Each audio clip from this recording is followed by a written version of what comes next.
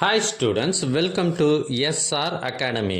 இப்போ நீங்கள் பார்த்துட்டு இருக்கிறது தேர்ட் மிட்டம் டெஸ்ட் ஒரு மாவட்டத்தில் நடைபெற்ற ஒரிஜினல் கொஷின் பேப்பர்.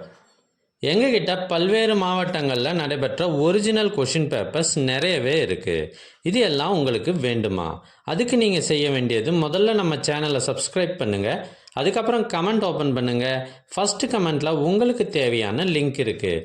இதில் அனைத்து சப்ஜெக்டுகளுக்குமான கொஷின் பேப்பர்ஸ் இருக்குது.